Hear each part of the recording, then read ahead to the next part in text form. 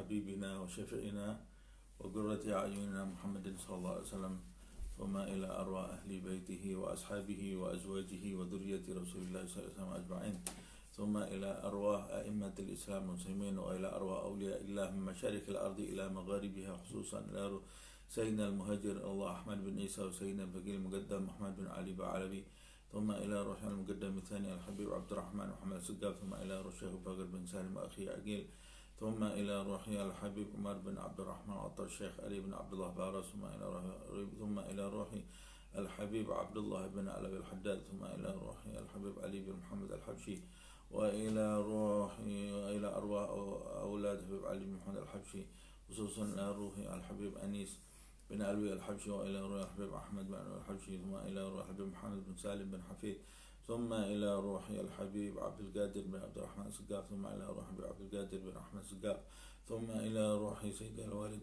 محمد نجيب بن طه بن عبد الله السقاف ثم إلى روح جعفر بن عبد الله بن حسن السقاف ثم إلى أرواح أولياء إلى مشارق الأرض إلى مغاربها خصوصا إلى روح صاحب كتاب منهاج العابدين أبي حامد محمد بن محمد الغزالي ثم إلى وأصولهم وفروعهم المنتسبين إليهم أجمعين وإلى أرواح أجدادنا وجداتنا أعمامنا عماتنا أخوالنا خالاتنا وإلى أرواح والدينا ووالديكم وأمواتنا وأمواتكم أجمعين أن الله يتغشاهم بالرحمة والمغفرة أن الله يكثر مثوبتهم وضاعف حسناتهم يحفظنا بجاههم وينفعنا بهم يعيد علينا من بركاتهم وأسرارهم وأنوارهم وعلومهم ونفحاتهم في الدين والدنيا والآخرة أن الله يفتح علينا فتوح العارفين فتوح المطلق فتوح المبين أن الله يرزقنا علما نافعا وقلبا خاشعا وعملا متقبلا أن الله يجعلنا من الذين يستمعون القول فيتبعون أحسنه أن الله يحفظنا يحفظ أولادنا يحفظ أصحابنا من جميع الفتن من جميع الأمراض من جميع الذنوب من جميع البلاء والوباء والمصيبة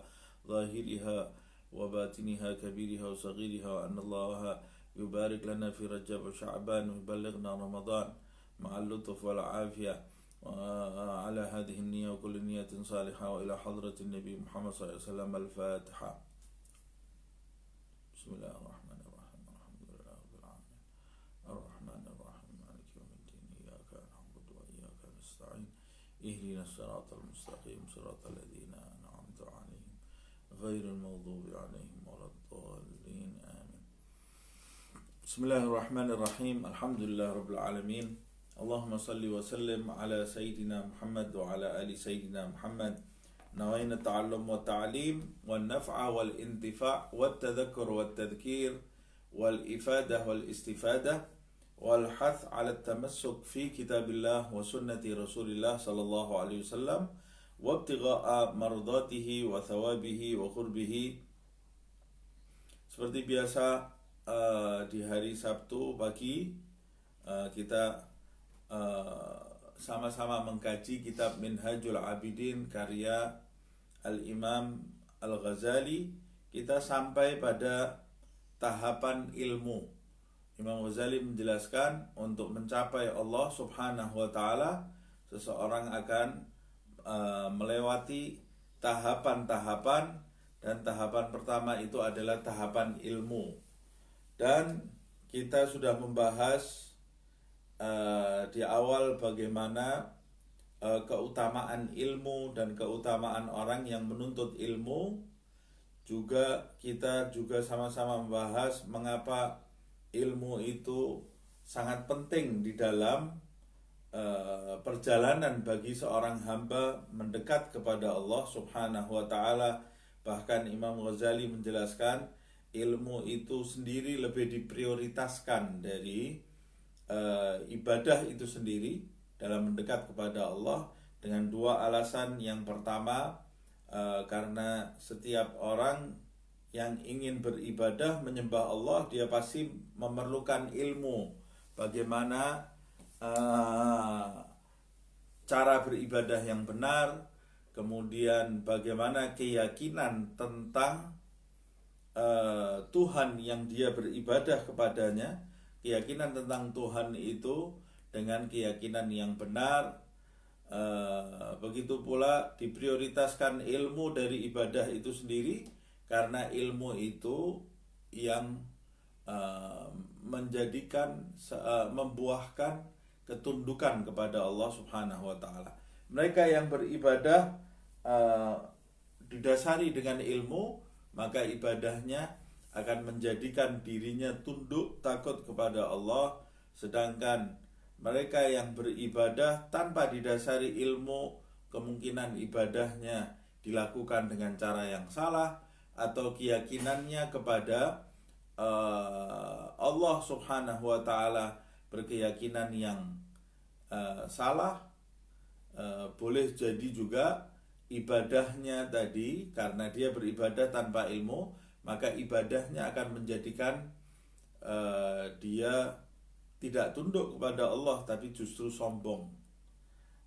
Itu sebabnya di dalam ayat suci Al-Quran Allah berfirman, innama yakhshallaha min ibadihi al-ulama'u, sesungguhnya di kalangan hamba-hamba Allah Subhanahu wa ta'ala yang tunduk takut kepada Allah Subhanahu wa ta'ala adalah al-ulama, yaitu orang-orang yang berilmu.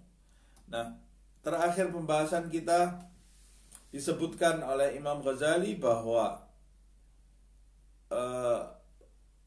lintasan ilmu ini sesungguhnya adalah lintasan yang sangat berat sekali.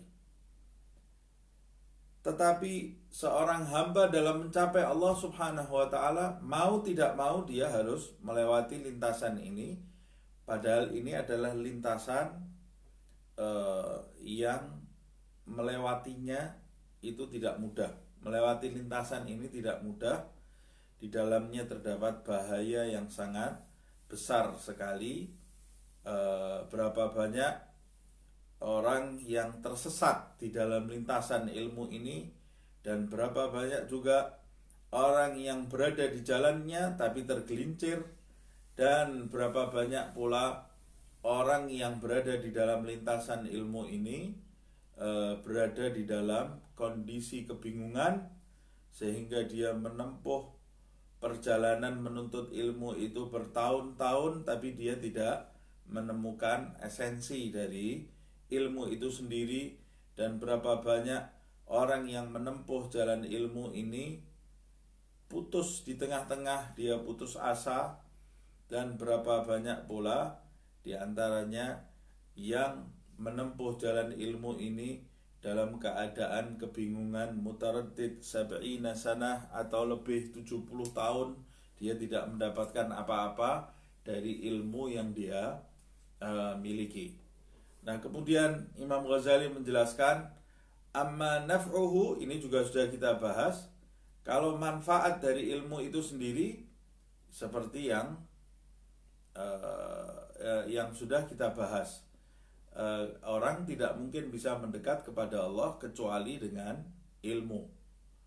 Wa an Ali karramallahu wajha annahu qala, di halaman 51, Sayyidina Ali karramallahu wajha, dia berkata, ma yasurruni an law muttu tiflan wa udkhiltul jannata walam akbar fa'arifa rabbi. Tidaklah membahagiakan aku kalau aku mati aku tidak tumbuh dewasa mengenali Tuhanku. Mengenali Tuhan tidak mungkin kecuali berdasarkan ilmu. Sayyidina Ali karramallahu wajhah mengatakan, aku mati itu sesuatu yang seharusnya membahagiakan, masuk ke dalam surga. Tapi Sayyidina Ali menginginkan sesuatu yang lebih dari itu. Bukan cuma sekedar masuk ke dalam surga saja, tapi dia menginginkan mengenali Tuhannya Allah Subhanahu wa ta'ala. Dan mengenali Tuhan Allah Subhanahu wa ta'ala pasti harus melalui proses ilmu, mengkaji ilmu, melalui proses pembelajaran. Dan itu tidak mungkin dilakukan oleh orang yang masih bayi. Dia harus tumbuh dewasa, harus belajar. Semakin bertambah ilmunya, semakin mantap pengenalannya kepada Allah Subhanahu wa ta'ala. Fa inna a'laman nasi billahi asyadduhum lahu khasyah. Apa alasannya Sayyidina Ali kenapa dia menginginkan tumbuh besar, kemudian mengenali Tuhannya?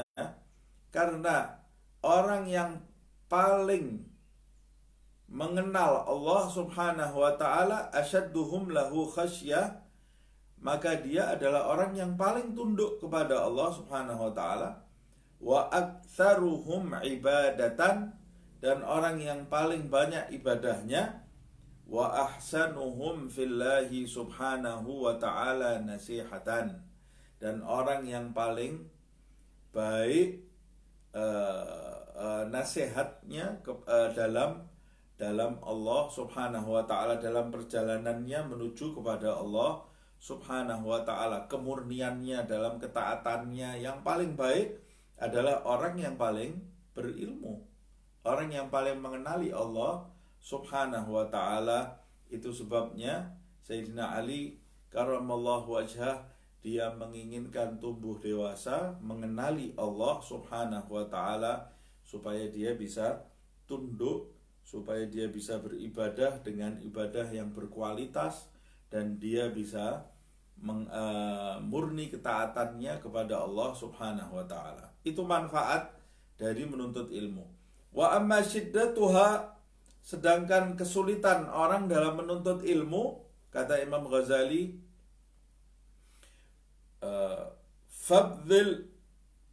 fabdhul nafsaka fil ikhlasi fi talabil ilmi. Kesulitannya, kata Imam Ghazali, berusahalah dengan dirimu. Fabdul nafsaka, korbankanlah dirimu. Maksudnya berusaha dengan bersungguh-sungguh. Fil ikhlas, korbankanlah dirimu dalam keikhlasan.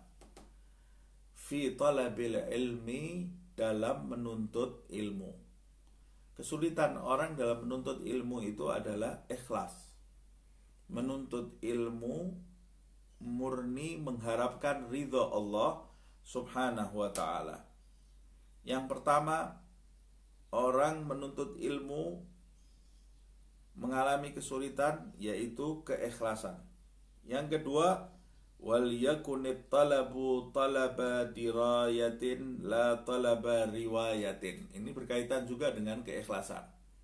Yang kedua, hendaklah engkau mencari ilmu itu mencari pemahaman yang benar, bukan mencari riwayat. Maksudnya mencari riwayat di sini bukan cuma sekedar menjadikan perbuatanmu menuntut ilmu itu sebagai kebanggaan belaka, bahwa engkau telah menerima riwayat dari si guru fulan, atau kalau zaman sekarang, aku telah belajar dengan guru A, guru B, membanggakan statusnya sebagai murid si fulan, atau membanggakan statusnya sebagai murid dari sekolah A, sekolah B, sekolah C. Kalau zaman dulu, membanggakan statusnya dia memiliki mata rantai riwayat dari si fulan atau dari si fulan, tapi dia tidak benar-benar berusaha menuntut ilmu itu untuk memahami suatu masalah. Nah, sama seperti di zaman ini, berapa banyak anak-anak kita sekarang ini, atau kita sendiri mungkin, sekolah hanya mencari ijazah belaka, atau mencari ranking, atau mencari nilai, atau mencari nama bahwa dia lulusan dari sekolah A, atau dia anak didik dari guru yang tenar, atau dia umpamanya lulusan dari fakultas A, atau dari jurusan B, atau dari yang lain, cuma sekedar kebanggaan belaka. Tetapi ilmu itu sendiri yang menjadi tujuan dalam pencariannya tidak dia jalani dengan benar. Nah, berapa banyak manusia terjebak, dan ini adalah kesulitan dalam menuntut ilmu. Sebab kalau kita menuntut ilmu tidak memiliki keikhlasan dan mengejar status saja, maka kita termasuk orang yang tersesat dalam lintasan ini, dalam lintasan menuju kepada Allah Subhanahu wa ta'ala. tahapan menuju kepada Allah Subhanahu wa taala, kita termasuk orang yang tersesat jika tidak memiliki kemurnian dalam menuntut ilmu itu. Dan ini baru tahapan pertama dalam menuju kepada Allah Subhanahu wa taala. Nah, justru di tahapan pertama ini yang menjadi pondasi banyak manusia tidak bisa melampauinya sampai habis umurnya tidak menyelesaikan tahapan pertama, yaitu menuntut ilmu. Wa'lam annal khatar azimun. Ketahuilah sesungguhnya bahaya ini sangat besar sekali. Bahaya menuntut ilmu itu sangat besar sekali. Faman talabal ilma liyusarrifa bihi wujuhan nasi ilaihi. Siapa yang menuntut ilmu, tapi ketika dia menuntut ilmu, dia memiliki tujuan agar wajah manusia itu mengarah kepadanya, mencari pamer di depan manusia. Atau wayujalisa bihil umara, menuntut ilmu agar bisa duduk dengan pemimpin-pemimpin, maksudnya biar dia memiliki kedudukan di mata manusia. Wayubahiya bihin nudhara, menuntut ilmu dengan tujuan supaya para cendekiawan membanggakan dia, bahwa dia adalah orang yang intelek, orang yang memiliki wawasan, dibanggakan oleh orang-orang yang cerdik. Wa yatasayyada bihil hutam, menuntut ilmu dengan tujuan mengumpulkan harta benda duniawi, mengumpulkan materi. Siapa yang menuntut ilmu? Menuntut ilmu itu wajib. Menuntut ilmu itu mendatangkan pahala. Benar. Tapi mereka yang menuntut ilmu dengan niat yang salah, seperti yang disebutkan tadi, menuntut ilmu supaya wajah manusia mengarah kepadanya, supaya dia dapat pangkat di mata para pemimpin, supaya dia dibanggakan oleh kaum cendekiawan, supaya dia bisa mengumpulkan materi.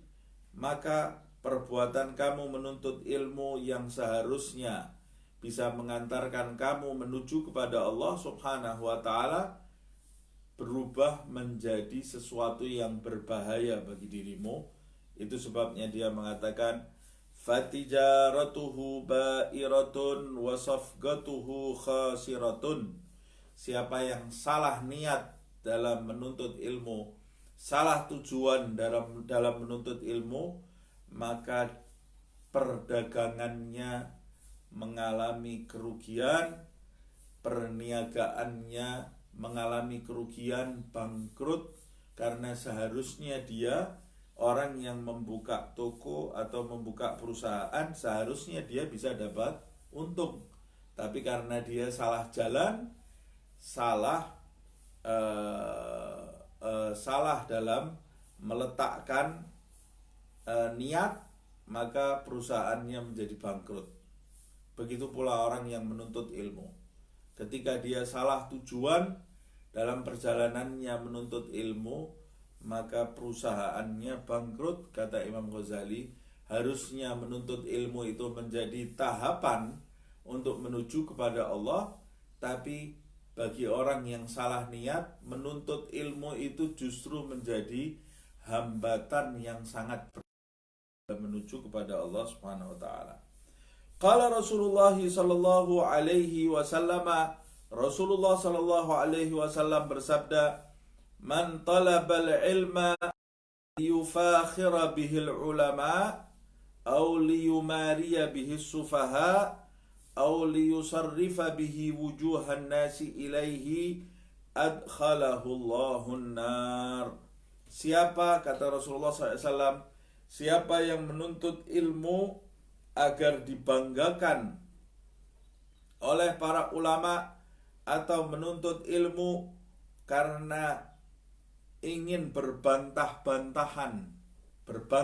dengan orang yang dungu, menjatuhkan orang yang bodoh, atau menuntut ilmu karena menginginkan wajah manusia mengarah kepada dirinya, adkhalallahun nar, maka Allah Subhanahu wa ta'ala akan memasukkan orang yang menuntut ilmu dengan niat seperti ini ke dalam api neraka.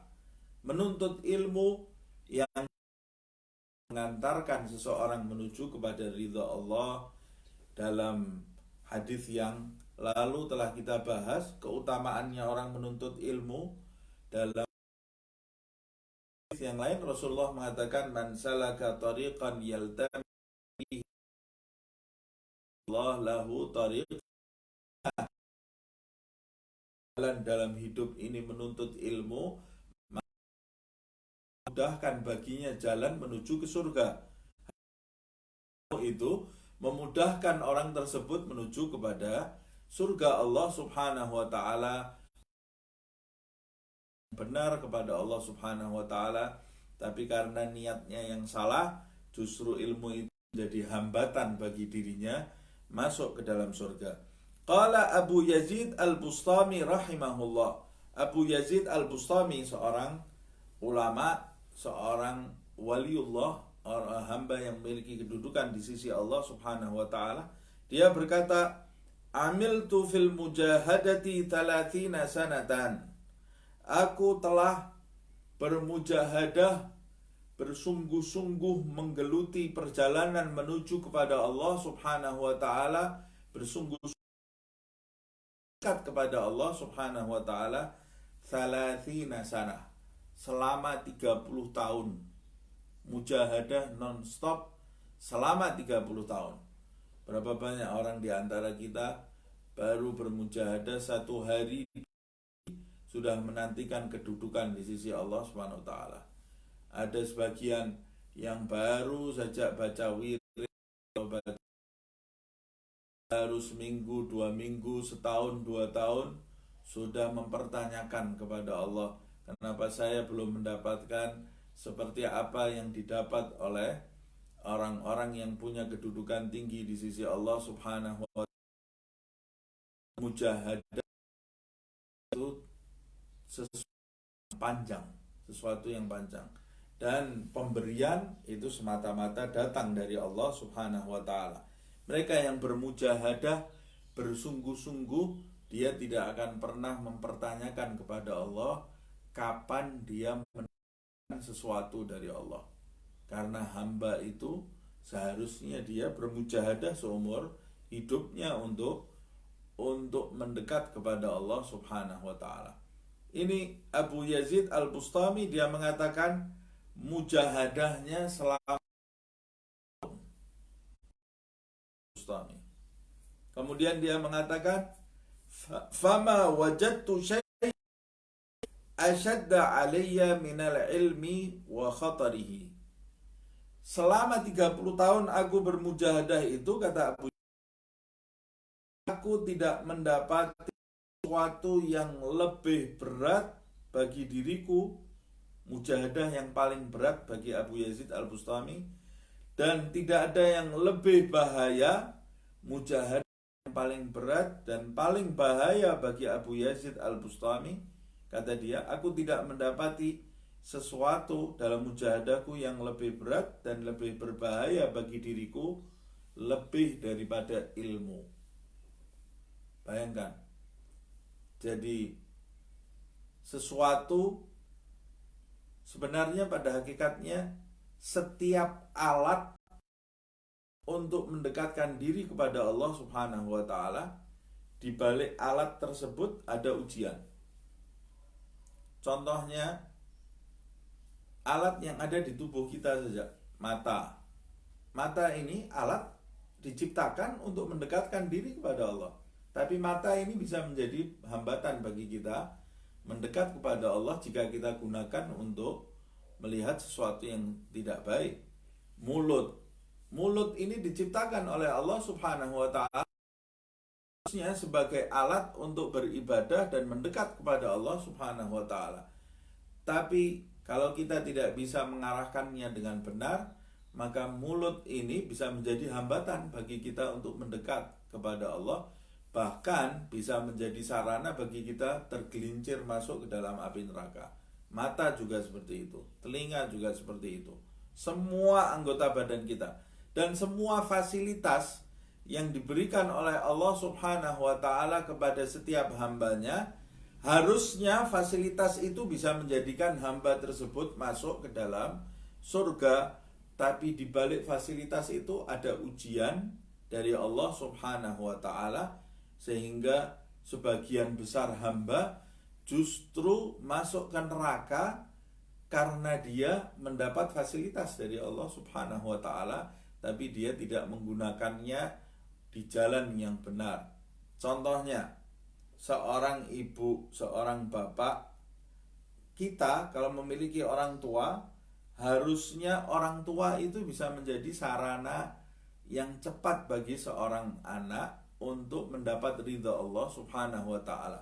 Ridha Allah fi ridhal walidain. Tapi dibalik sarana yang cepat itu, wasuhtullah fi suhtil walidain.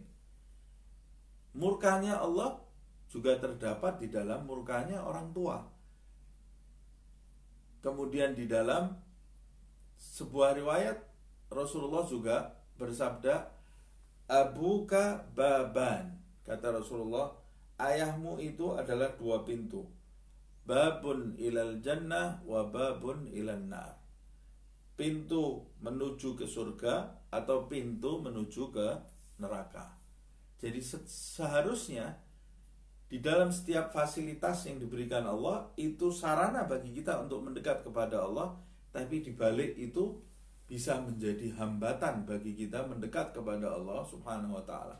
Tapi yang paling berat menurut Abu Yazid Al-Bustami adalah sarana atau nikmat ilmu. Ini paling berat melintasi, menggunakan lintasan ini, tahapan ini untuk mendekat kepada Allah Subhanahu wa ta'ala. Dia adalah alat mendekat kepada Allah, tapi sekaligus dia bisa menjadi hambatan mendekat kepada Allah, dan ini adalah yang terberat. Ini yang terberat, kata Abu Yazid Al-Bustami rahimahullah, semoga Allah merahmati beliau. Wa iyyaka ayyuzayyina laka syaitanu fayaqulu laka. Tapi kata Imam Ghazali, berhati-hatilah kamu dari ucapan setan yang menampakkan kepada dirimu seakan-akan itu baik, padahal ada jebakan di dalamnya. Ketika mendengar bahayanya ilmu, hadis dari Rasulullah SAW, siapa yang menuntut ilmu dengan niat yang salah, maka Allah Subhanahu wa ta'ala akan memasukkan orang tersebut ke dalam neraka. Kemudian hadis ini yang seharusnya menjadi peringatan bisa menjadi alat bagi setan untuk menyesatkan manusia lagi. Bagaimana caranya? Yuzayyin laka syaitan. Setan itu membisikkan sesuatu yang indah kepadamu, seakan-akan indah, tapi di dalamnya terdapat jebakan. Fayaqula laka, setan akan berkata kepadamu, idza kana qad warada hadzal khatarul azimu fil ilmi fatarkuhu aula. Kalau telah terdapat riwayat bahaya yang besar tentang ilmu ini, yang terdapat pada ilmu pengetahuan ini, maka fatarkuhu aula, maka lebih baik kamu meninggalkannya. Kalau orang yang berilmu dia bisa mendapatkan bahaya yang besar seperti ini, lebih baik kau tinggalkan ilmu itu supaya engkau selamat dari api neraka Allah Subhanahu wa ta'ala. Ini bisikan setan. Fala tadunnanna dzalik. Jangan engkau memiliki dugaan seperti itu. Maksudnya jangan dengarkan bisikan setan ini. Ini kesimpulan yang salah. Ini kesimpulan yang salah. Sama seperti orang kalau mau hidup dia harus makan. Tapi kemudian orang yang makan makanan yang tidak baik, atau orang yang tidak memanage makanannya, tidak mengatur pola makannya, dia akan terserang penyakit. Kesimpulannya harusnya kamu harus mengatur pola makan kamu supaya kamu bisa makan untuk hidup dan tidak terserang penyakit. Tapi kesimpulan setan ini sama dengan makan bisa menyebabkan penyakit. Tapi orang hidup harus makan. Tapi makan bisa menyebabkan penyakit. Lebih baik kamu tidak makan sama sekali. Kalau kamu tidak makan sama sekali, kamu bisa mati. Kamu mati. Tapi yang benar kesimpulannya adalah atur pola makanmu supaya kamu tidak terserang penyakit. Sama seperti itu kesimpulan iblis ini. Kesimpulan setan. Kalau menuntut ilmu dengan niat yang salah, bisa memasukkan orang